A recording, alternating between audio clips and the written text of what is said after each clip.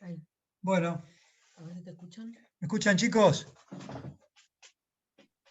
Hola. Ahora sí, profe. Disculpen, pero bueno, son los problemas de esto, que se corta y no sabemos. Estaba hablando y hablaba solo, eh, así que me tuve que comunicar con la facultad nuevamente, así que bueno, acá estamos de vuelta. Bueno, ¿estamos de vuelta, chicos? Lautaro, ¿cómo andás? ¿Estás ahí? Juana.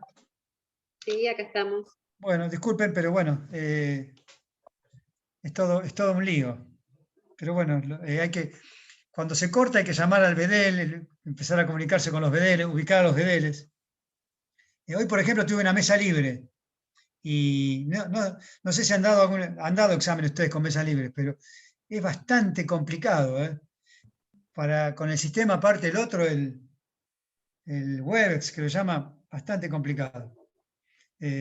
Imagínense, éramos tres y a uno se le cortaba, al otro hablaba, al otro se cortaba, un lío.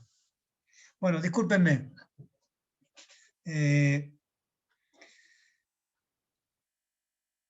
Hoy dejé justamente la idea de importancia, no sé dónde dejaron de escucharme, la verdad que no sé. Así que Daniel, no sé, en algún momento te llamé a vos, como no me contestaste, me di cuenta que estaba hablando solo. Pero lo que quería dejar en claro es esto de lo instrumental y lo importante, o lo trascendental y lo instrumental. Quizás necesitaríamos esto de la filosofía, de buscar algo más de lo trascendental, pero lo que quiero que quede claro, por lo menos, que frente a ciertos valores que hacen a la vida humana, hay ciertas cuestiones que no son importantes.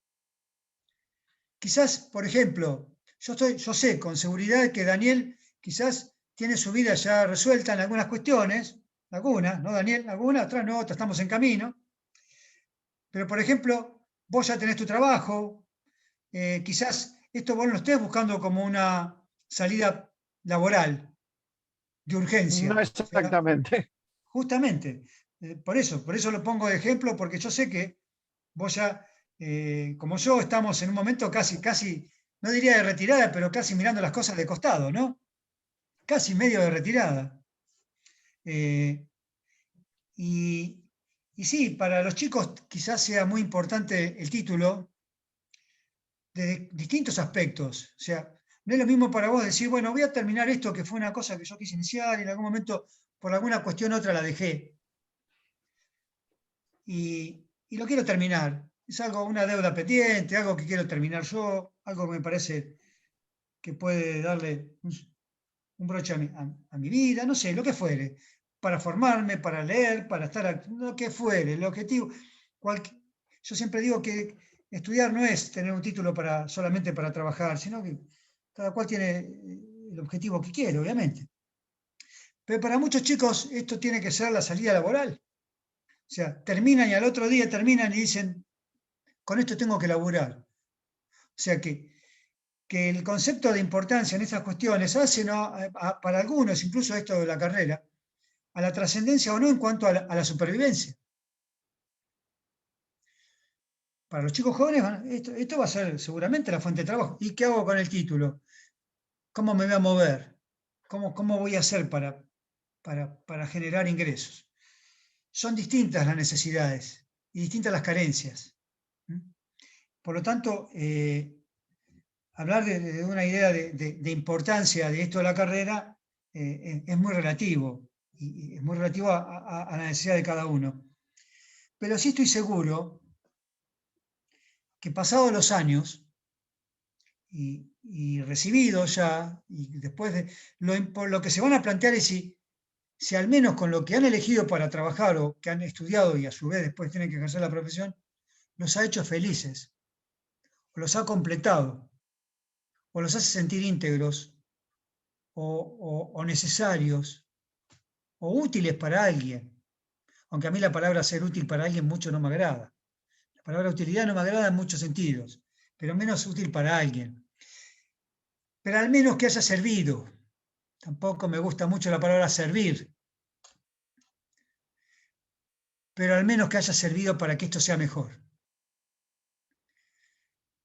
Y en ese contexto es donde yo me quería ubicar cuando hablaba de la importancia de la filosofía. Desde el punto de vista del humano, desde el punto de vista de la proyección humana, por supuesto que la reflexión filosófica y dentro de lo que nosotros elegimos el derecho, la filosofía del derecho, es importante. ¿Por qué? Porque nos va a servir para romper criterios dogmáticos, ideas que bajan como discursos, bien planteados, bien desarrollados, que nos hacen creer de que el derecho es una norma, por ejemplo. Y el derecho no es solamente una norma, es mucho más que una norma. Y no es solamente una cuestión meramente instrumental, es mucho más que una cuestión instrumental. Por eso la filosofía en ese aspecto puede valer, puede ser importante, pero es importante desde el punto de vista de la aplicación, de caso concreto. Diría Aristóteles, la ética puede ser una ética aplicada, y es aplicada cuando es aplicada al caso concreto, por ejemplo, la bioética, a cada caso en particular.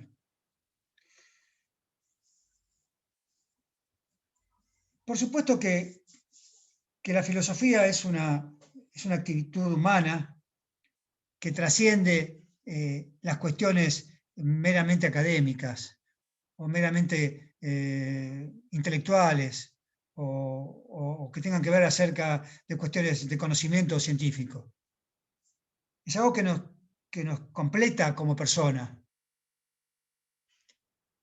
Tener una reflexión, tener una posibilidad de reflexión, tener una capacidad de poder reflexionar acerca incluso de lo que sentimos, nos hace mejores personas, no tengo la menor duda. Y ahí está el punto donde uno tiene que ver la relevancia del concepto de persona, del concepto de importancia, y que tiene que ver con el concepto de persona, en ser mejores. Pero cuando digo ser mejores,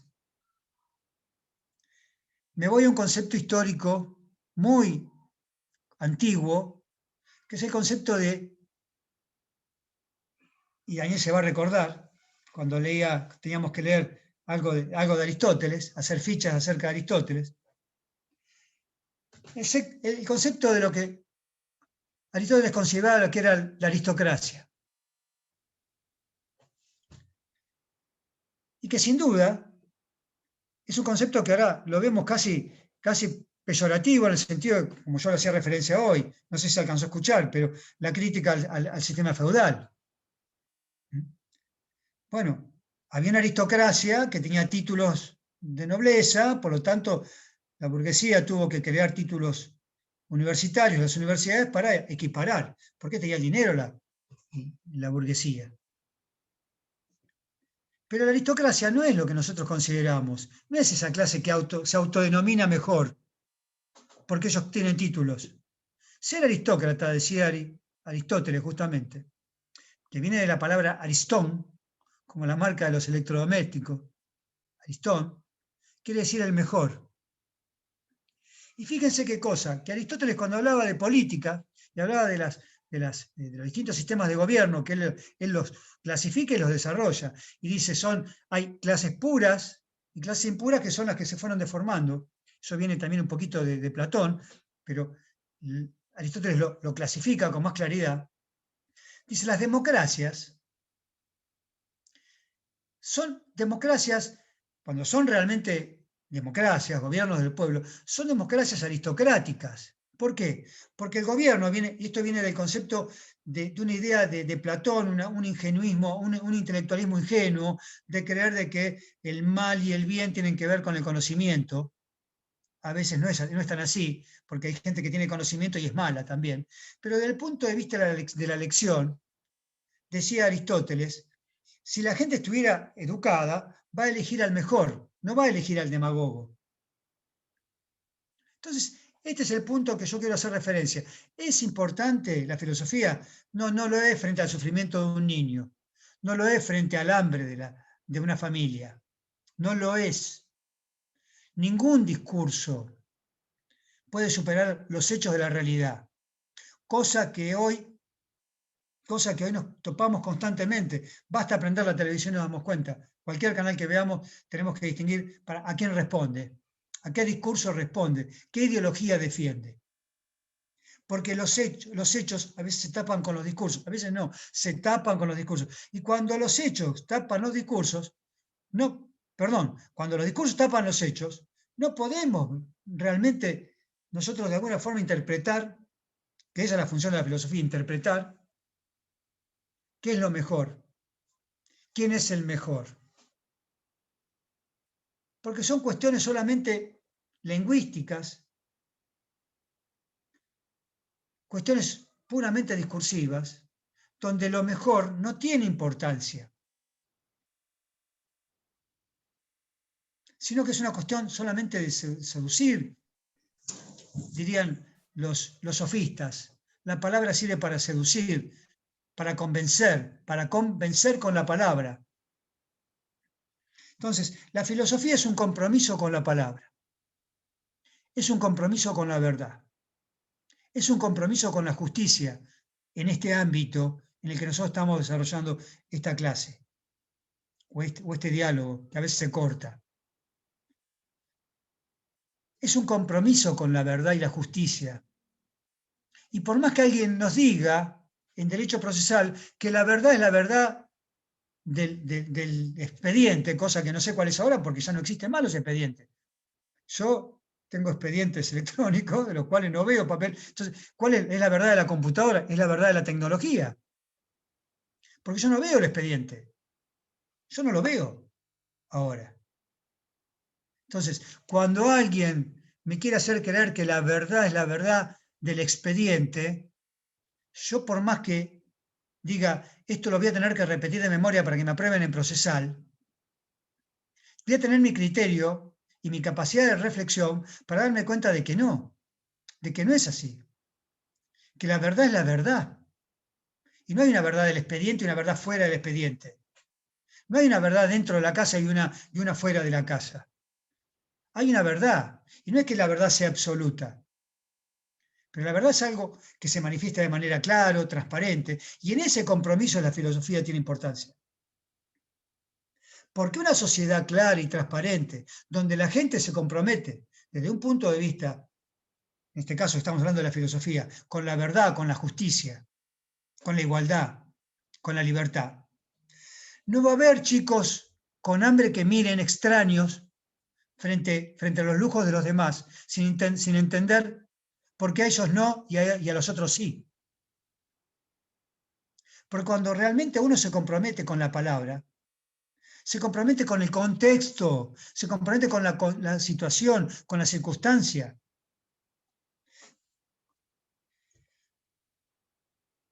Con la totalidad, con el uno, diríamos en filosofía, con el ser. Y ahí empieza a jugar la filosofía, con lo que realmente es y no con lo que parece que es. Nosotros parecería que en la Facultad de Derecho, y esto sí tiene que ver con una reflexión ya de filosofía del derecho,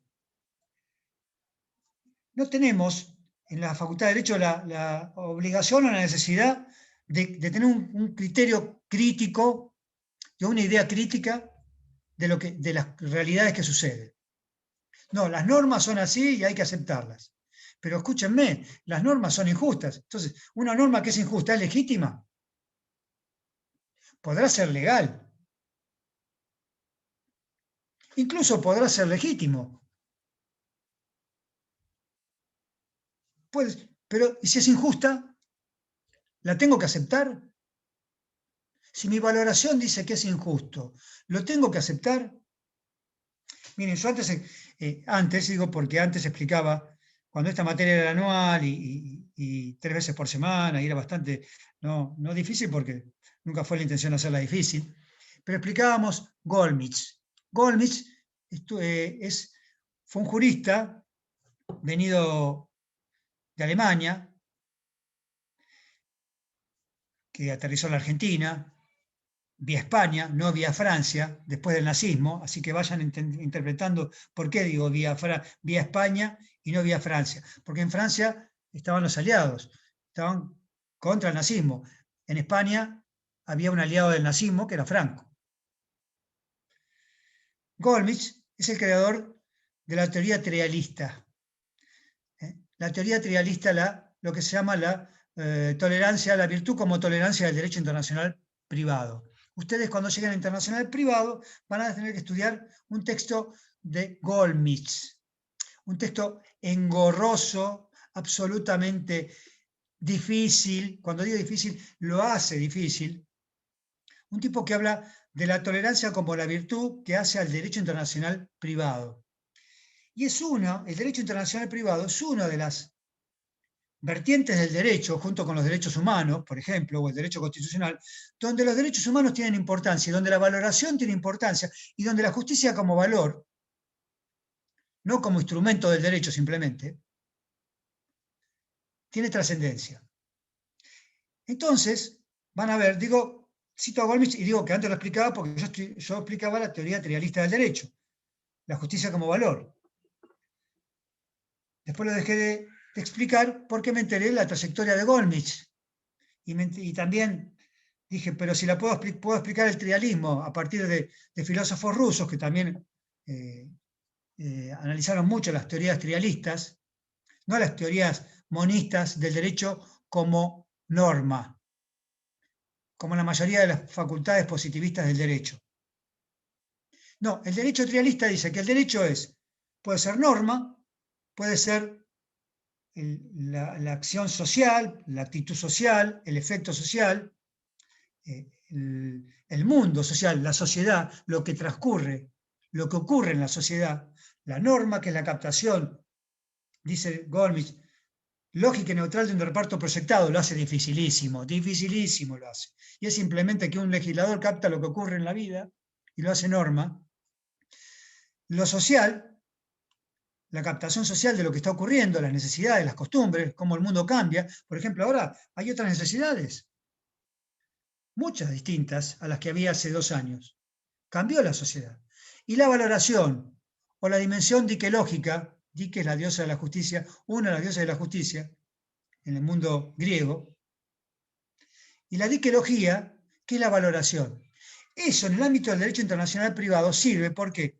Porque primero se capta la norma, después se capta el fenómeno social que se está analizando de esa norma, y después a partir de la valoración se analiza cuál es, si esa captación y si esa norma es justa o es injusta, de acuerdo a la virtud de la tolerancia, porque en el derecho internacional privado se utiliza la tolerancia porque el sistema más beneficioso es el que se utiliza, el sistema jurídico de cada nación, de cada Estado.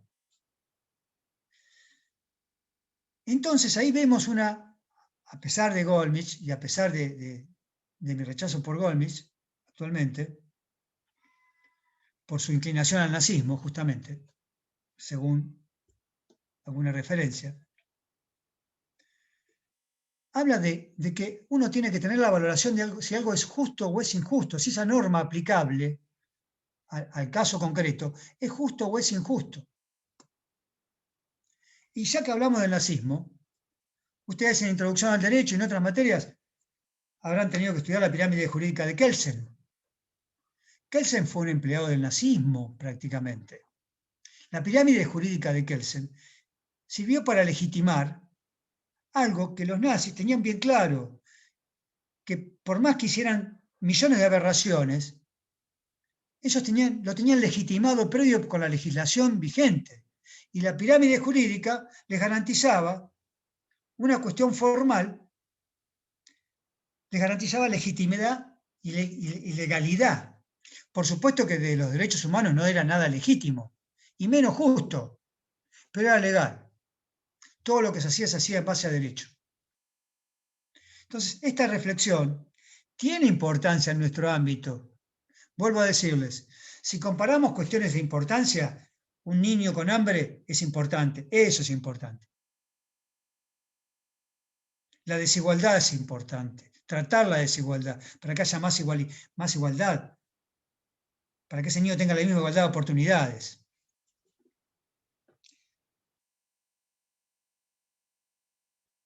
Entonces, esto que le estoy planteando, chicos, que tiene que ver ya con la filosofía del derecho, es para que ustedes mismos empiecen a plantearse, ¿es importante que yo me lea 20, 30, 40, 50 leyes de memoria para tener un título? Si esas leyes van a cambiar. Yo me recibí con el derecho procesal penal escrito y apenas me recibí, se cambió el sistema oral. Y yo justo entré de secretario en un juzgado penal. No me lo olvido más. Y yo no sabía nada, era un ignorante. Y esto dio valor a lo que yo siempre expresaba en mi clase, cuando decía de que si no reflexionamos acerca de la importancia de la justicia y solamente nos dedicamos a estudiar leyes de memoria, no somos abogados. Nos tienen un título de haber leído muchas leyes, pero no, porque el día de mañana las leyes van a cambiar. Y si no reflexionamos acerca del valor de la justicia, de la importancia de la justicia, no nos sirve de nada. Es una cuestión utilitaria ver una ley o otra ley de derecho administrativo, de sociedades, quiebras, derecho de familia. Cambian las leyes. Cambian. La ley de alquileres cambió hace poco, ¿no? Y bueno, si ustedes tienen que firmar un contrato de alquileres hoy, bueno, capaz se acuerdan del anterior, pero cambió totalmente.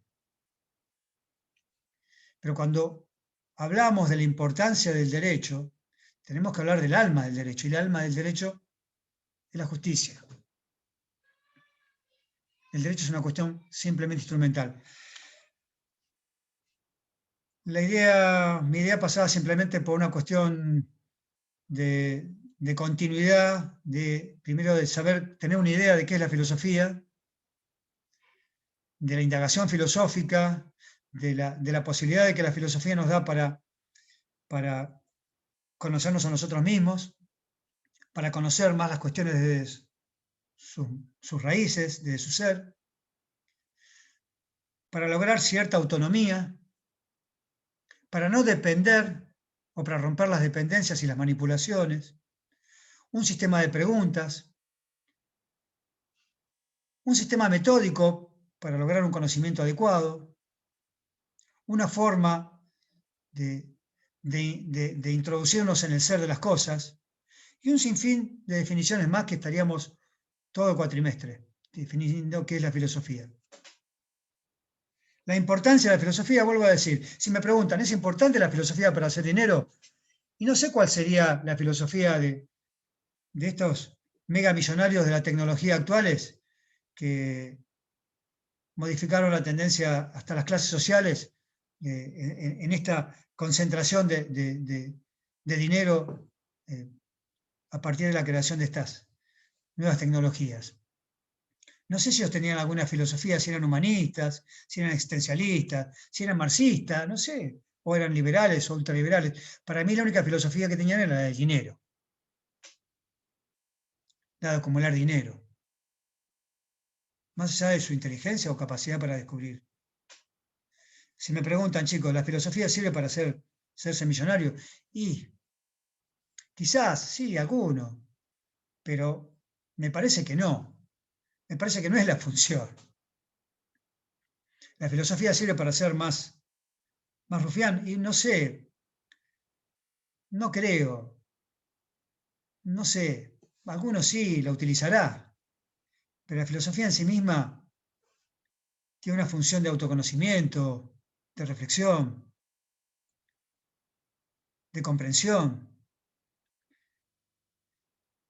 de empatía, de poder ver las cosas desde un lugar adecuado, de poder interpretar las cuestiones desde una visión mucho más amplia, de poder ver las cosas con los ojos propios, de poder ser más emancipado o emanciparse cuando uno no lo es. Sí, desde ese punto de vista lo es, y es importante. Pero tenemos que comparar las cosas dentro del contexto. Y nos estamos acostumbrando a opinar de todo y de todo, pero fuera del contexto. Mira qué lindo tu hijo. Ahí te vino a dar un beso, te extraña. Eso es lo importante. Eso es lo importante. Y lo importante es eso justamente cuando te da un beso a tu hijo. Y eso es lo que tiene que quedar grabado. Y eso es lo que tiene que mantenerse. Y ese es el respeto que tiene que sentir él por vos y vos por él. El amor. Si ustedes me preguntan qué es lo importante dentro del mundo jurídico, y yo les voy a decir, chicos, sin duda, el amor y el desamor. ¿Y de dónde lo decís, Horacio? Eso me pueden preguntar. Y miren, cuando estaba en el juzgado penal, les preguntaba, y eran todas cuestiones, ¿y por qué llegaste a esto? Y nadie le había dicho que lo quería. Nadie lo había acariciado. El padre lo había abusado y lo había abandonado. La madre estaba presa, se tuvo que prostituir, pobre capaz. Nunca vio trabajar a nadie, pero nunca le dijeron que lo querían al chico. Y después pretendemos que sea una maravilla, y que salga, que sea buen tipo. Nunca vio hacer el bien, siempre vio la trampa. Y nadie le enseñó a amar, ni a querer, ni a contener, ni a cuidar. Si me voy al tipo que solamente quiere poder, y todo lo que viene de abajo tiene como obligación subir a veces. Y le dijeron que lo importante era el poder, y que si no te quieren, por lo menos que te tengan miedo, como dirían los emperadores romanos. Si no te aman, que te teman. Es mucho más difícil que te respeten porque te aman, porque eso implica un laburo, un proceso, un cuidado, una contención, un todos los días, un cada momento, que te teman.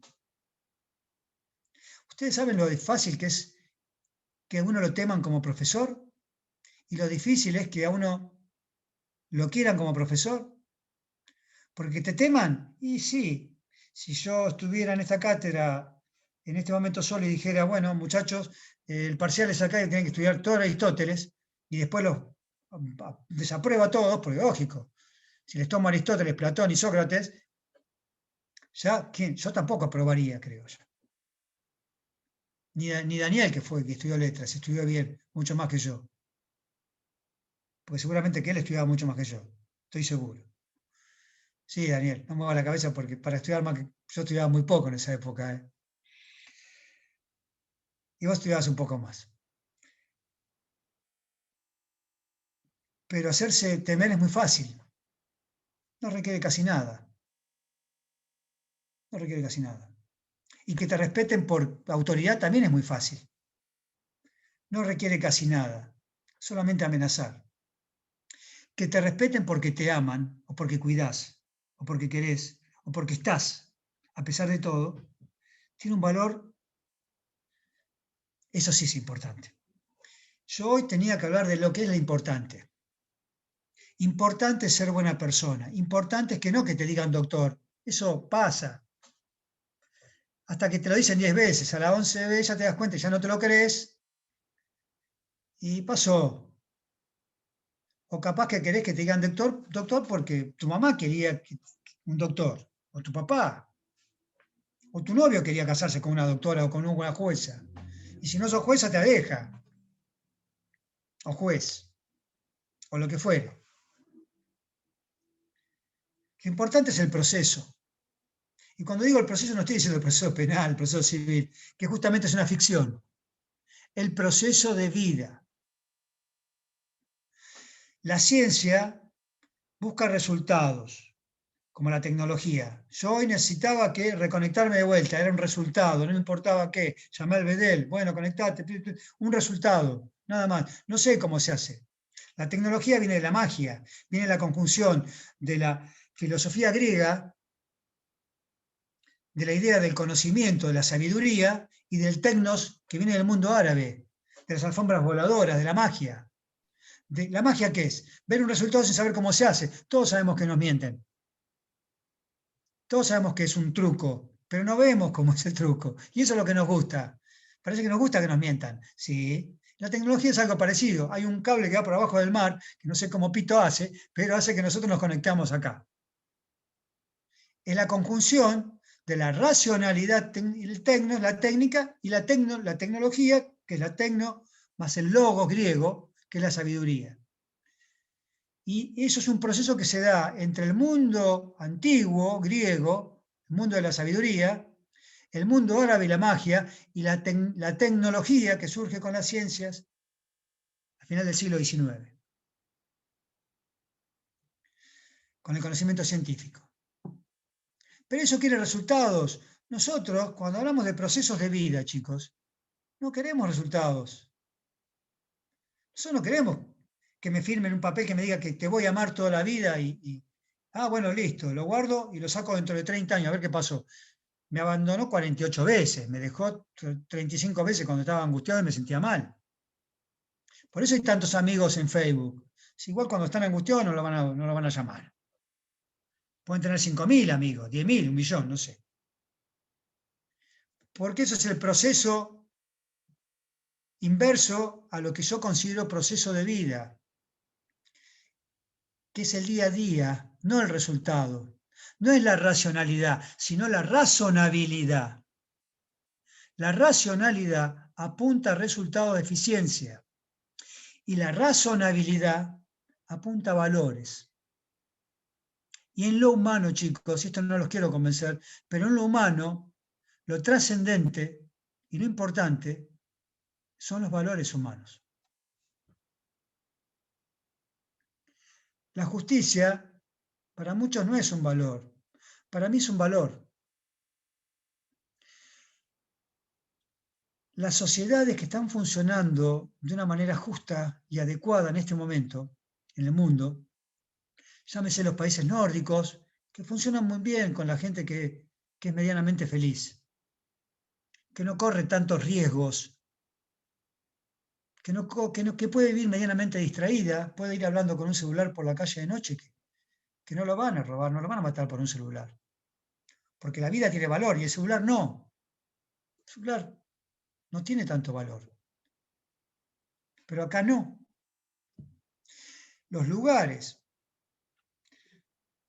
donde se ha considerado esta idea de felicidad, no quiero hablar de bienestar, porque trae confusión con la idea de estado de bienestar y la diferencia con el liberalismo y el comunismo y demás. Si nos metemos en una cuestión de filosofía política en la cual no quiero entrar. Pero cuando hablamos de sociedades donde la gente es medianamente feliz, lo que se tiene en cuenta son los valores o la elección de los valores, como la teoría de la justicia de John Rawls, que voy a explicar más adelante, porque es necesaria, porque es la que se tiene en cuenta en los sistemas políticos que ponen en marcha el engranaje para que la gente que forma los estados, las naciones y los pueblos vivan más felices. Eso es importante.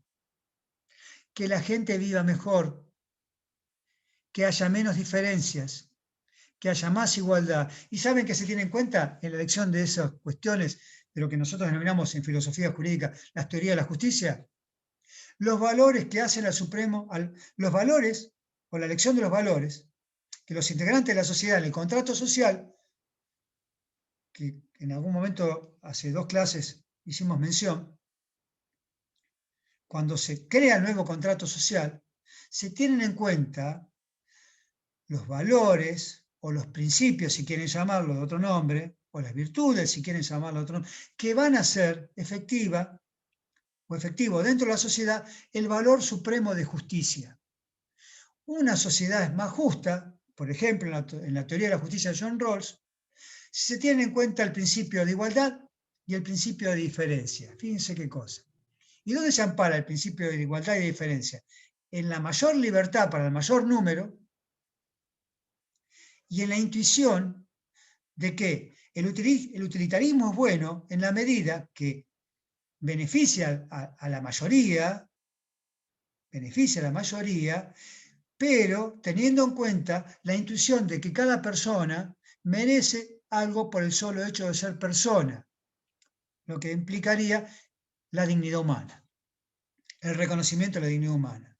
Entonces, estamos incluyendo dentro de esta idea de sociedad valores y principios que van a permitir que la sociedad de alguna manera tenga una idea de ecuanimidad, de equidad, de justicia, donde se permite vivir más feliz, mejor. siempre comento una anécdota, ya que estamos con el tema de las anécdotas. Hubo hace muchos años, nosotros con la cátedra teníamos un convenio con la Universidad de Lovaina, en Bélgica. Nuestro director del grupo de investigación de bioética era el profesor Bruckmann, que era un psiquiatra que se había dedicado a la filosofía del derecho, había estudiado derecho y después se dedicó a la filosofía del derecho y él en su función de trabajo cotidiano trabajaba para el Estado, era el que daba el ultimátum, digamos, el último ok cuando una persona en Bélgica quería cambiar de sexo. Y después de un proceso largo, el Estado invertía 30.000, 40.000 dólares, que es lo que valía una operación de sexo, estoy hablando de la década del 90. Cuando él venía para acá no entendía por qué a los travestis se los metía presos porque se vestían distintos, porque la gente se viste como quiere, no tiene por qué. Pero estábamos y le explicábamos, no, lo que ocurre es que acá venimos de un proceso militar y que todavía está esta concepción, en fin. Ahora, temas que son más normales y más cotidianos, pero en esa época era todo muy raro. Bueno, expliqué detalles. Bruckmann era el que decía, en última instancia, si esa persona, después de una operación de cambio de sexo, iba a ser feliz. Porque si era un ser hermafrodita, posiblemente, después de un proceso largo de haber luchado con su identidad y demás, podía tener secuelas y no estar de acuerdo con esa decisión de operarse totalmente, lo que le iba a llevar a una infelicidad. Entonces la operación no tenía ningún sentido. Y él siempre afirmaba que el Estado belga invertía en decisiones de personas que iban a ser más felices, porque las personas felices no generan tanto gasto como la persona infeliz. ¿Entienden? La persona feliz no se droga, no, o por lo menos no se droga para autodestruirse, no mata, no odia, no tiene rencor, porque es feliz. ¿Qué va a perder el tiempo en pequeñeces? Es feliz. Entonces, una vida feliz es una inversión para el Estado belga. Así lo definía él. Ese es el contexto de la importancia. Ese es el contexto de la importancia de la filosofía. Si sirve para esto, una filosofía instrumental. No vamos a entrar en el dilema de que si los marxistas dicen que la filosofía es no una interpretación del pensamiento o una interpretación de la realidad, sino que es una transformación de la realidad. No sé, es una filosofía práctica. Reflexionar, contemplar, mirar, observar, que es lo que tenemos que hacer nosotros, si queremos ser medianamente abogados, para modificar, para cambiar, para estar mejor. Y a esto agrego, en ese contexto donde Bruckmann era nuestro director de grupo de investigación, en esa época de bioética, teníamos posibilidad de dar becas de intercambio que ellos pagaban. Nosotros no teníamos esos medios, pero ellos sí. Nos daban becas para alumnos de acá. Y en una oportunidad fue un alumno para allá, un alumno nuestro que también compartía la posibilidad de haber viajado con la cátedra de internacional privado, recuerdo. Y fue para allá 2 años, creo que fue a Holanda él. Y cuando llegó a Holanda, los vínculos eran muy difíciles de generar, él pensó que lo discriminaban, al mes le preguntaron cómo estaba, después le preguntaron cómo estaba y esperaban una respuesta, cuando le decían, no, ¿qué tal? No, ¿qué tal? ¿Cómo estás? A ver, ¿cómo estás realmente? Como cuando yo les pregunto, chicos, ¿cómo están? No es por una cuestión de qué tal. También, realmente. Crear el vínculo real. A él le costó mucho, después lo empezaron a cuidar, le empezaron a llevar comida a la casa, se sintió que el vínculo crecía y era real, que había cuidado, que había contención y querían que ese vínculo se formara realmente. No era una apariencia, era real. Había sido un proceso difícil. Pero él me contaba una vez una anécdota que no tiene importancia dentro del contexto de la importancia justamente, sino de la simpleza, todo lo contrario. Pero fíjese qué cosa. Un día lo llaman y le dicen, nos tenemos que reunir. Y esto tiene que ver para saber lo importante de los valores, no de lo importante, sino de la simpleza a veces, de la importancia de la simpleza. para confundirlos del todo. La importancia de las cosas simples. Y recuerda él que lo llamaron un día, le dijeron, vamos a reunirnos, como decirles a ustedes, en julio, a las 4 de la tarde, en la casa de Daniel, en la casa de Daniel Gentile, porque ahí vamos a terminar la cursada y nos vamos a reunir todos. Pero el 4 de julio, a las 3:30 de la tarde en punto, nos reunimos en la casa de Daniel. Listo, Daniel, nos esperás ahí con sanguchitos, con todo. Listo. Era algo así. Bueno, él no sabía, él pensaba que era para recriminarle algo a él de algún comportamiento suyo. Cuando llegó a la reunión, el tema era, bueno, se juntaron ahí, bueno, tenemos que hablar de algo muy importante. Y decía, ¿qué sería? Algo muy importante. La importancia era que uno de los vecinos, llamado, pónganle Otto, no sé si Otto es un nombre alemán, más alemán que holandés, pero bueno, vamos a ponerle Willy, como Van der Kerkhoff, me suena un holandés, no sé. Pues si no voy a tener que decir otro apellido más cercano a mi historia y no la quiero nombrar.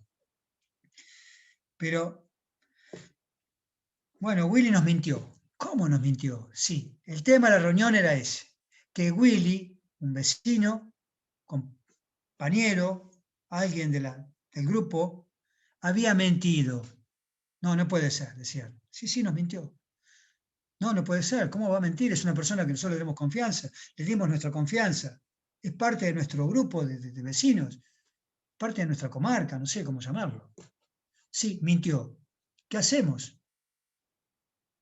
Imagínense eso en la Argentina.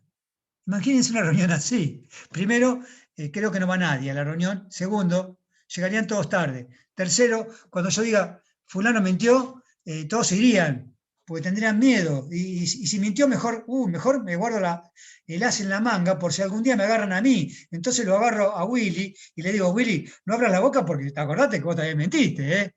No sos el único que mentís. No, acá era, ¿qué hacemos? Le tenemos que decir. ¿Por qué? Porque Willy tiene nuestra confianza y nosotros confiamos en él y no podemos vivir en un ámbito donde no reina la confianza. Eso era lo importante. Y eso es lo importante. Cualquiera de los que estamos acá, si nos enteramos por el motivo que fuere o de la forma que fuere, que la persona que más queremos nos es infiel, nos engaña, bueno, algunas veces podemos decir, bueno, me salvaron. Pero pónganle que no, que todavía tengamos mucho interés, que estemos enamorados, no sé, o que querramos mucho a un amigo y que nos enteremos que esa persona nos mintió. ¿Cómo sigue la relación? ¿Es la misma? ¿Vos confiarías? ¿Vos confiarías, Juana, en alguien que no confías más? Vos tampoco confiarías. Yo tampoco confiaría. Daniel tampoco. Quizás pueda perdonar. Quizás pueda escuchar y perdonar. Pero cuando perdés la confianza, la perdés. Pero cuando estás comprometido con la confianza y te das cuenta que lo único que vale es la confianza, o no, en relación, y volvemos, miren, al niño que tiene hambre, al nene que tiene hambre, ¿es importante? Bueno, es más importante el nene que tiene hambre. Pero en el contexto de mejorar una sociedad para que sea más justa y para evitar de que los nenes tengan hambre, tenemos que generar sociedades valorativas, donde el valor humano, el valor de la persona humana tenga sentido. No estás con frío porque estás en la calle.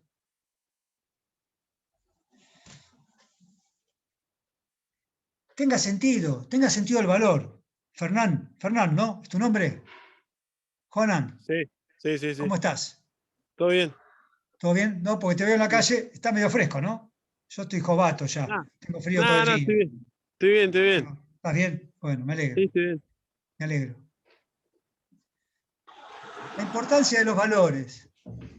No es una cuestión del púlpito de la iglesia, no es patrimonio del cura. No tiene nada que ver con las religiones. Mejor si sos religioso y estás cerca de Dios. Vas a vivir más tranquilo porque tenés fe. Yo me la tengo que crear. La cuestión de los valores tiene que ver con lo cotidiano. Y ahí está la importancia. Y la reflexión de la filosofía del derecho radica ahí, en los valores. No nos confundamos. Ojo, yo no los quiero convencer para que sean yo naturalistas, porque ni siquiera yo sé si soy yo naturalista. Ya tampoco tiene ninguna importancia discutir si uno es positivista o yo naturalista, o menos positivista, o qué sé yo que soy, yo ya no sé lo que soy. Yo no sé. Corro con ventaja, como diría Sócrates, por lo menos yo sé que no sé nada. Los demás se creen que la saben. Yo no sé. Corro con ventaja ahí. Pero ¿se entiende a dónde voy? No tiene no tiene nada que ver, o mejor dicho, tiene mucho que ver, por eso no tiene nada que ver. Esto de que la filosofía del derecho implicaría una reflexión acerca de si uno cree que la norma o la no, ya no tiene nada que ver eso. Yo no voy a preguntar a Cindy si es positivista, o a Carlos, o a vos, Fernán. Cada uno es lo que es. Cada uno tiene la ideología que tiene. Bueno es que cada uno sepa cuál es su ideología, cuál es su idea, o si interpretó que era importante. Ahí atrás mío está mi hijo que empezó a saltar arriba mío. En cualquier momento se me cuelga pero es León. Es difícil dar clase en la casa, les aclaro. Porque yo tengo que estar atento que está León acá atrás. Vení, León, si vení acá. Hola, decirle cómo les va, muchachos. Ahí no te ven. Hola. Ahí está. Decirle, ese se llama Fernán, ¿ves? Hola, decirle, Fernán, ¿no tenés frío? Está en la calle. Cerrá, por favor. A ver. Eso ¿Cómo se llama? ¿Cómo se se llama? llama León. León. Ese es el más chico. Ese es el que llegó tarde. O sea, soy casi su abuelo prácticamente. León tiene 5. Sabe más de tecnología que yo. A la mañana, cuando prende el televisor, no sé a dónde se mete, pero ve unos videos rarísimos que no sé cómo llega, porque yo no tengo ni idea cómo llega. También porque vos, Fernán, capaz no estuviste en la clase cuando yo me presenté. Tengo 2 hijas más, ¿verdad? Una Juana, como nuestra compañera. Juanita tiene 13 y Joaquina tiene 19. Y bueno, para mí es lo más importante. La verdad les digo. Yo siempre digo una frase que, no sé, a muchos les puede parecer medio boba, pero el resto es cartón pintado, me parece. ¿Sabes que cuando tenés hijos, las teorías se caen? Las teorías se caen. Y siempre esto me gusta repetirlo, porque para tener un máster de pelotudo, y esto lo digo en serio, lo dije claro, no es un error, un máster de pelotudo. Hay gente que tiene 70 años y se cree que las sabe todas, ¿no? Porque esto es algo así, yo el primer día de clase dije, cuanto antes nos demos cuenta, cuanto antes nos avivemos, mejor. No hay que tener 35 años para avivarse. Profe, Decime. profe, ¿y por qué le da importancia a tus hijos, como seguramente todos los padres que tengan hijos? No ¿Por qué creas no eso. por qué no todos tienen la misma sensibilidad o el mismo trato humano con los pares, o sea, con los demás? ¿Por qué le cuesta tanto a las personas? Mirá, yo en alguna clase capaz no estuviste, creo haber manifestado ya que, y lo dije hoy, de alguna forma lo dije. Bueno, puedes dar, mire, nadie va al psicólogo y dice, Fernán, escucha esto, nadie va al psicólogo y le dice, el doctor, me han dado mucho amor, mi abuelo me dio amor, mi papá me dio amor, mi mamá, mis hermanos, todos me han querido, mis vecinos, mis amigos me aman. El psicólogo le va a decir, salí de acá, raja de acá, no seas pelotudo, no seas boludo, raja, anda, sé feliz y disfrutá. Vos no puedes dar lo que no tenés. Yo a vos te pido $1.000.000 y te digo, Fernán, ¿me prestás un palo verde? Porque tengo una idea, tengo un proyecto por ahí que lo quiero armar. Nada extraño, pero me lo prestás, te garantizo que te lo presto. Vos me vas a decir, además de estar chiflado, Horacio, que si lo tuviera no te lo daría, no lo tengo, no te lo puedo dar. Con el amor, con el cariño, con la comprensión, con esto, es lo mismo. Si a mí no me dan amor, yo no te lo puedo dar. No hay en una de las clases que vos no estabas, una de tus compañeras habló de las personas que tienen capacidad de desarrollar virtudes a pesar de la mala fortuna, de la desgracia, de haber estado en un campo de concentración, la resiliencia. Pero no todo el mundo, vos no le podés reclamar a todo el mundo resiliencia. La resiliencia es algo particular y muy propio de cada uno, que tiene que ver con la genética, tiene que ver, ¿entendés? Con lo que viviste y con lo que te dieron y formaste y viste y todo tu mundo, todas tus circunstancias. Pero fundamentalmente, si vos querés una sociedad que funcione, tiene que ser de arriba para abajo, del padre al hijo, del dirigente al dirigido, del rico al pobre, del que tiene al que no tiene. Porque lo que no te dan no lo podés dar. Y para que vos en este momento de golpe me estés planteando esto, yo tengo que haber llevado la conversión a este lugar, si no estaríamos hablando de un naturalismo clásico, qué sé yo, ¿viste? De Santo Tomás. Y a vos ya no te importa Santo Tomás. Y a mí tampoco. Profe, está mucho en uno tomar conciencia. Sí. Eh, Justo viniste. yo, por Sí. ejemplo, soy de una forma que, que todos me consideran, qué sé yo, bueno, amoroso, gentil, solidario, y a mí nadie me lo inculcó, lo fui trabajar, lo fui. ¿Estás seguro? ¿Estás seguro? Pará, pues no te escucho. Justo, hola. Ferran, se te cortó justo ahí. ¿Me escuchás? ¿Se escucha? Hola. Justo. Estaba medio cortado. Sí, me llamaron, me llamaron. Ah, oíme, Fernán. ¿Estás Sí. seguro que nadie te lo dio eso? ¿No tuviste un abuelo por ahí que te quiso mucho? Sí, sí, ¿No sí, tuviste? pero No, ¿no tuviste un digo tío? que como yo podría haber sido así, podría ser de otra forma, y yo tomé también Sí, este camino, eso es lo que digo. sí, mirá, yo soy un individualista terrible. Después de un proceso, después de un proceso de años, ¿eh? Siempre fui individualista, pero cada vez más. Pero bueno, yo soy un jovato ya. Pero en el proceso de mi vida siempre creí en el individualismo, lo que no quiere decir que sea un egoísta o que esté en contra. Sigo hablándole a Fernán por más que haya desaparecido. Creo, vuelvo y reitero, que los procesos se dan a partir del aprendizaje. Y esto no es que yo lo haya armado. O sea, uno no puede dar lo que no conoce, uno no puede explicar lo que no conoce. Por supuesto que esto es más complejo, esto es antropológico, esto es genético, esto es conductual, esto tiene que ver con un montón de cuestiones. Pero fundamentalmente tiene que ver con que te lo muestren. A vos te tienen que mostrar el camino. Y te voy a terminar con algo. La teoría de los valores, lo que se llama la axiología, axio en griego quiere decir valor, la desarrolló Max Scheler. Max Scheler, Daniel, que ha leído seguramente a Max Scheler, me va a dar la razón. Max Scheler fue un pensador de la modernidad. La teoría de los valores es del siglo XX, no es del siglo XVII ni del siglo XII. Los valores de la modernidad se terminaron desarrollando en el siglo XX. Y nuestros valores fueron constituidos como ciencia en la axiología. Max Scheler era un tipo que pensaba, y de hecho murió pensando, muchísimo, pero su criterio eran los valores. Él decía que el valor fundamental era el amor, y después la escala de valores. Este ejercicio lo vamos a hacer. ¿Cuál es la escala de valores? ¿Cuál es tu valor? El mío es la libertad, por ejemplo. Pero Max Scheler decía, uno tiene una determinada escala de valores, pero el valor fundamental que tiene que regir esa escala es el amor. El amor, la no muerte, la inmortalidad. El amor es la inmortalidad. Uno cuando tiene amor tiene inmortalidad, se cree eterno. Cuando está enamorado más, por lo menos los primeros 6 meses, más o menos. Después empiezan los problemas, ahí ya no te sentís más, ahí te sentís terrenal.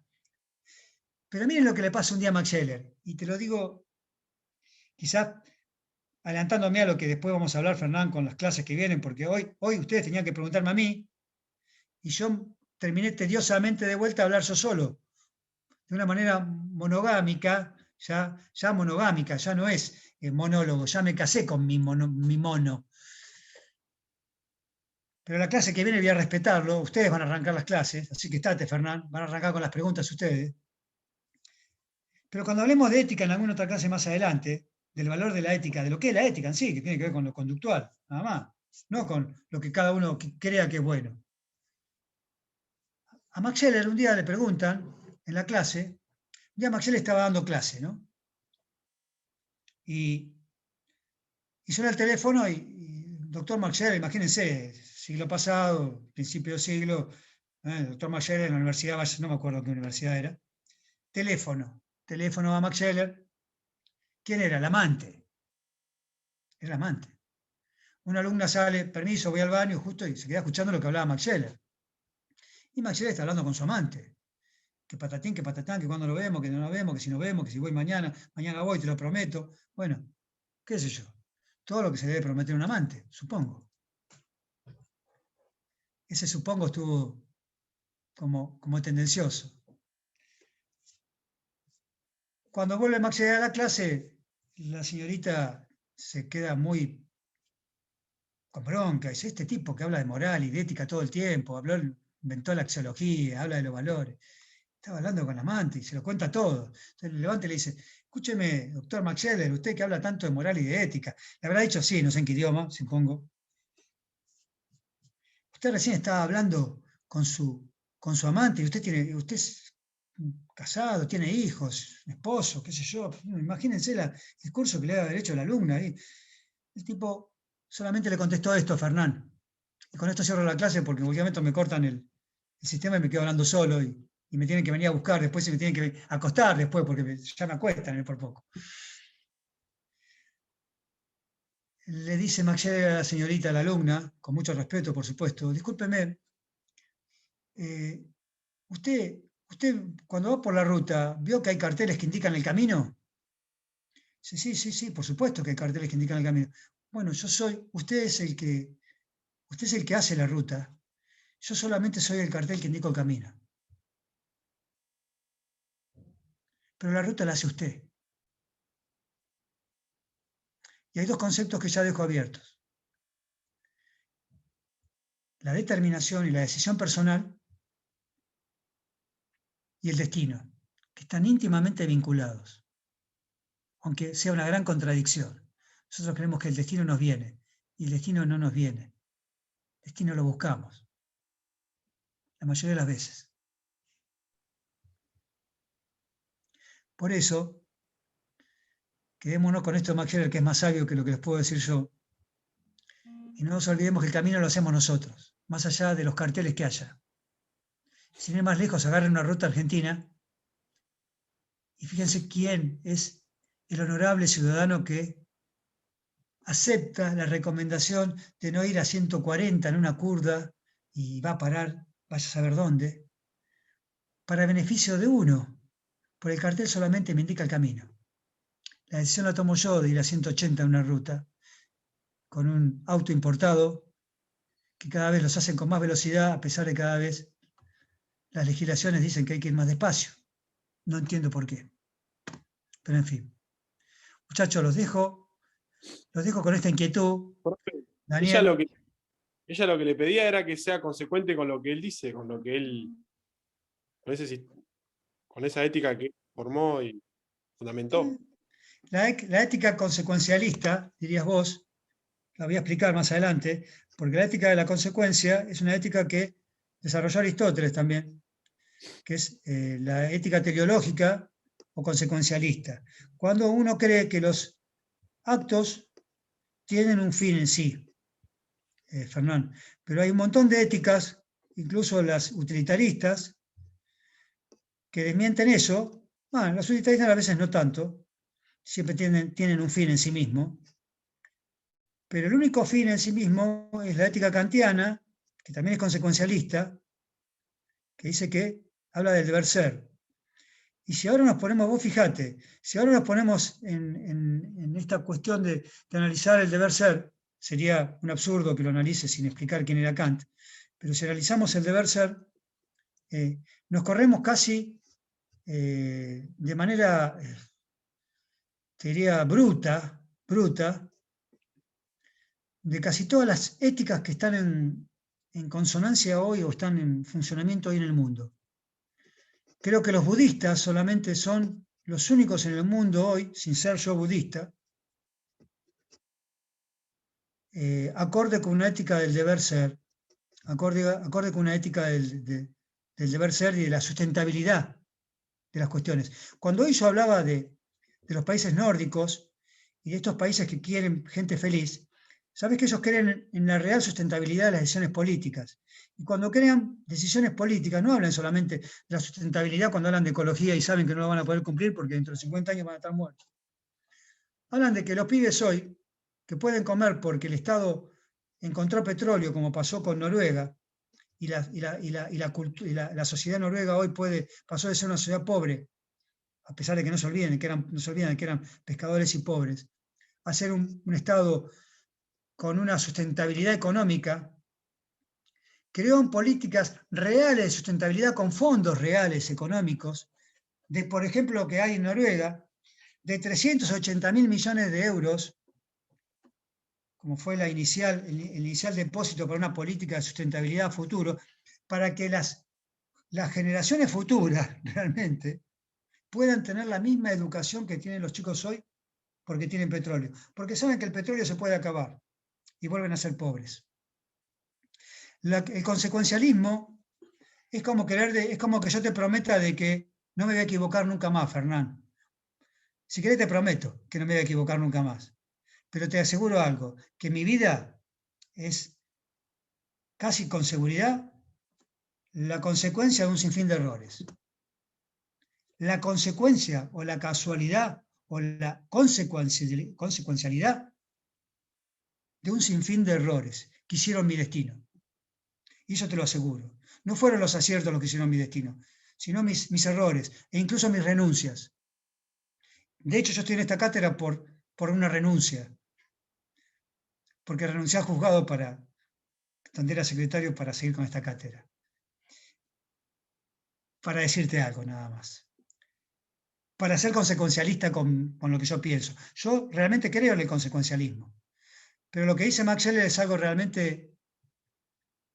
Me costó mucho a mí interpretarlo, sí también. Y hoy en día cuando lo repito en las clases, cuando suelen ocurrir este tipo de debates, me lo imagino a Max Scheler, sí, el creador, y me lo imagino todos discutiéndole. ¿Cómo usted? Uy, sí, pero ¿cómo? Sí. Es la libertad. Es el compromiso. Sin duda que lo es. Pero hablar de consecuencias, yo no me atrevo. ¿Ustedes me podrían decir las consecuencias que va a traer este cambio de cultura a partir de este virus? Si ustedes me dicen las consecuencias que van a generar este cambio de conductas o esta idea de cambio conductual que nos están involucrando en ser de una manera o de otra frente al otro, yo no estoy tan seguro de poder decir las consecuencias. Los dioses griegos decían que, o mejor dicho, los griegos decían que los dioses se divertían con las decisiones que tomaban los hombres, con los planes que tenían. Su diversión más grande era inmiscuirse en los planes de los hombres y reírse, divertirse, como si los planes fueran siempre cumplibles, como las promesas. Yo les prometo, chicos, que no me voy a equivocar nunca más. ¿Estamos de acuerdo? Y espero poder ser consecuencialista con eso. En mi casa no me lo creen, ¿eh? Eso, León no me lo cree. Así que están ustedes creérmelo. Yo no me voy a equivocar más. La última vez que me equivoqué fue, a ver, hace medio segundo me equivoqué, pero no me voy a equivocar más. Bueno, amén de esto para bajar un poco y que nos podamos despedir. La clase que viene, que va a ser dentro de 15 días, yo, Daniel, había prometido, fíjate qué cosa, ni eso cumplo. Les había prometido a los chicos que esta clase iba a ser preguntas puras, así, a lo Hegel, una razón pura, absolutamente pura, como si pudiéramos, pero la idea era esta, que preguntemos acerca de qué es lo que les interesa discutir a ustedes en este momento. ¿Qué tema querrían traer desde la filosofía? ¿De Profesor, qué ¿me tenemos que hablar? escucha? Sí, te escucho, No, Carlos. le iba a preguntar si conoce el libro de Martín Caparrós que se llama El hambre, Sí.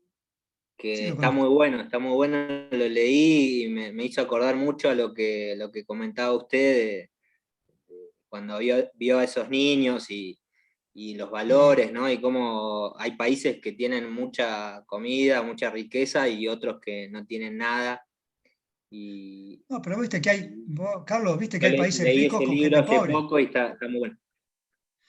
Es interesante. Martín Caparrós es un tipo, eh, tiene su lado A y su lado B. Te puedo recomendar un libro que te va a espantar. Si te Sí, gustó el libro, como escritor es muy bueno, después como escritor es muy bueno. Ideológicamente tiene su lado A y su lado B, pero bueno, yo no lo voy a criticar. No, no, como escritor es muy bueno, sin duda. Sí, es un tipo aparte, es un comunicador aparte muy, muy claro. Eh, ¿Te puedo recomendar un libro? Si te gustó el libro El hambre de Martín Caparrós, te da un libro que es muy duro, que se llama La peste, que si no que podés ver la película de Curzio Malaparte, un italiano que habla de la miseria en la posguerra, la posguerra italiana,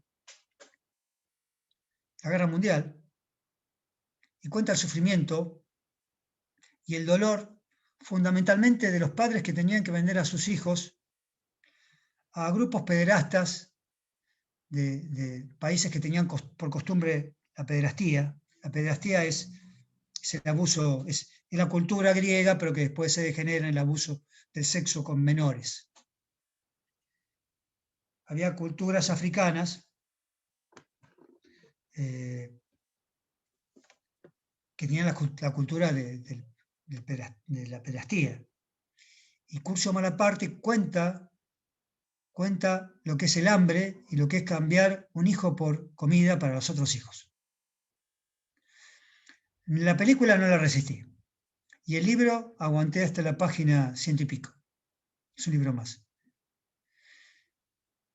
El horror, yo no detesto el sadismo.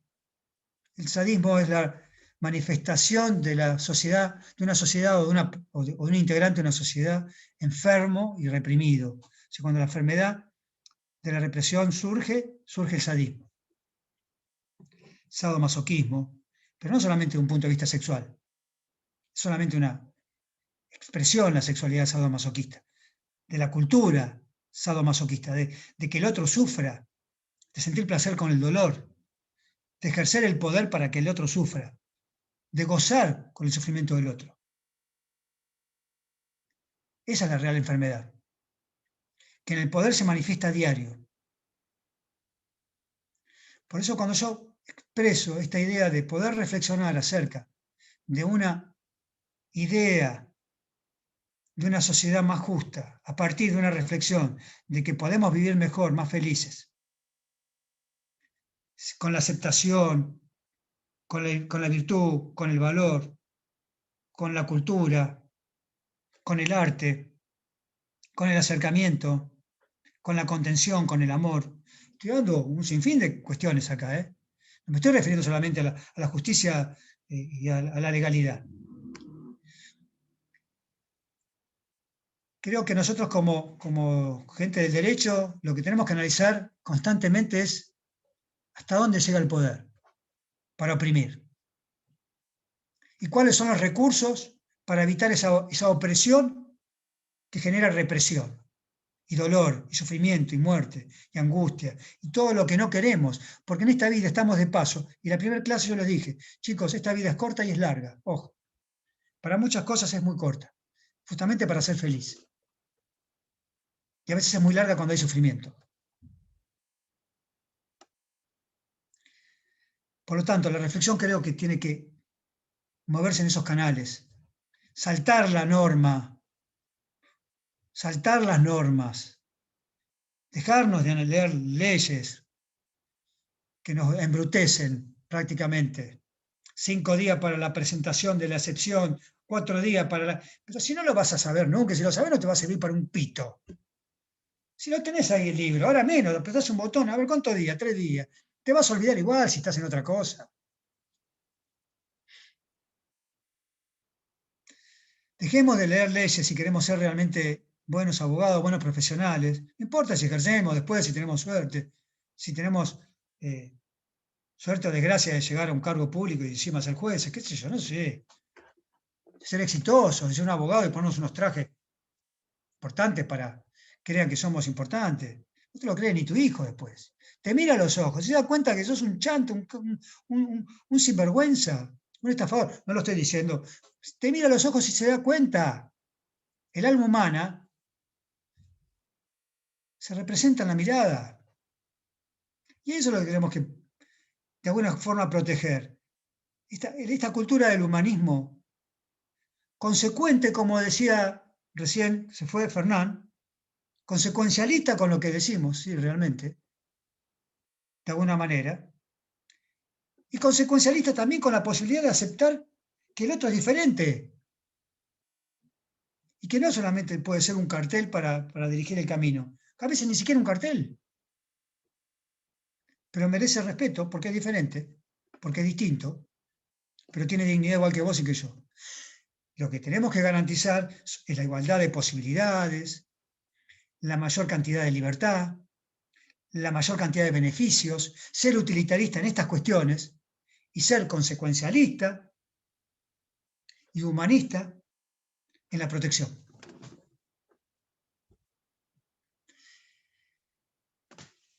Llámalo guerra mundial, llámalo terrorismo si querés, llámalo opresión, llámalo esclavitud, llámalo prostitución. Llama todo eso, ponelo en una bolsa. Todo eso son instrumentos del poder. De una persona contra otra, del Estado contra otra, de una empresa contra otra, de un narcotraficante, también hay que agregarlo ahora, contra otro, porque parecería que hoy lo narcótico está ahí. Lo estupefaciente, estupefaciente viene de estupefacto, de pudredumbre. Lo estupefaciente está ahí. Nos quieren que entremos en un estado de estupefacción, para que no reaccionemos, para que no digamos lo que sentimos, lo que pensamos, para que no creamos una sociedad mejor. El tipo que es feliz no se tiene que drogar, no se tiene que olvidar de nada. Ya lo consigue. El tipo que es auténtico, que es consecuencialista, y esto le respondo a Fernán por más que no esté, el tipo que es consecuencialista con lo que dice y hace lo que dice, o es consciente o trata de llevar a lo consciente lo que realmente piensa que está bien, es una persona de bien. Ojo, es muy difícil, a punto tal que vos mañana estás en un grupo de WhatsApp, miren lo que les digo, la pelotudez que les digo, y te vas porque no estás de acuerdo con algunas cuestiones, podés llegarte a sentir vos desprotegido como si fueras un adolescente, o te pueden llegar a catalogar de cualquier cosa, porque sos diferente, o porque no coincidís. Mirá la pelotudez que te estoy diciendo. Bajamos de Max Scheller al grupo de WhatsApp de los compañeros de escuela, que lo único que sirven, como discutía yo hace muchos años, que decía, hace muchísimos años cuando empezó la tecnología, yo decía, la tecnología es prostitución, es pornografía. Ojo, cuando digo prostituirse, es romper con el consecuencialismo de ser uno mismo. Y cuando digo pornografía, no es porque yo sea un moralino y ando por ahí diciendo, uy, pónganse los velos, ocúltense las caras. No, nada de eso, soy un liberal. Quiero saber quién se beneficia y quién se perjudica. Quiero saber quién se beneficia mucho y quién genera diferencias tales para que la sociedad sea cada vez más desigual y más injusta. Yo quiero una sociedad justa. No me importa en sí mismo la justicia. Y cierro la clase, la iba a cerrar con Max Scheller, que tiene mucho más estatura que yo. Yo quería cerrarla con algo elevado, Daniel quería verme. Dije, cité a Max Scheller y dije, bueno, me voy. Ya se van pensando, El lucirte. No, me voy de la clase diciéndoles, chicos, justamente, si hay algo importante en la vida, es sentirse auténtico. Y respondo a Fernán, que ya creo que se rajó porque no lo veo, me preguntó, pero se rajó, estaba muy interesado que yo responda, pero se rajó. La única ética que yo en este momento pondría en práctica, si tuviera realmente los cojones, como dicen los gallegos, es la ética de la autenticidad. Y es la única que me interesa a mí. Trato de ponerla en práctica. A veces no soy tan consecuencialista como me expresaba recién su compañero, porque a veces no me da el cuero. No me da, porque cada vez que soy auténtico tengo un sinfín de problemas con todo el mundo. Que a veces digo, voy a dejar de ser un poquito menos auténtico, me voy a callar la boca y me quedo acá en casa guardadito, encerrado, sin decir nada. Que soy menos auténtico o más auténtico, pero de manera consecuencialista tengo menos problemas. Bueno, chicos, les mando un gran abrazo, cuídense mucho. No, bueno, Disculpen cuídate. que no cumplí con mi palabra, pero la próxima vengan cargados de preguntas o de interrogantes o de Dale. ideas y hablen ustedes toda la clase que yo quiero escuchar. ¿Quedamos así? La próxima yo me callo la boca. Es más, voy a venir con un barbijo. Así, no hablo. Bueno, les mando un abrazo. Ténganme paciencia hasta Igualmente, profe. que tengan buen fin de semana. Cuídense. Un abrazo, Daniel. Muchas gracias, Juana, gracias. saludos, Carlos, Abrazo, Mercedes. querido. Saludos a los que veo. El resto no los veo. Saludos para todos. Cuídense, chicos. Chao, Estamos en profe, contacto. gracias. Y gracias por escucharme, que ya es mucho. Un abrazo. Cuídate mucho, gracias. Chau. Gracias, Daniel, igual. Gracias. Cuida a tu hijo, que te ama, cómo te mira cuando te besó.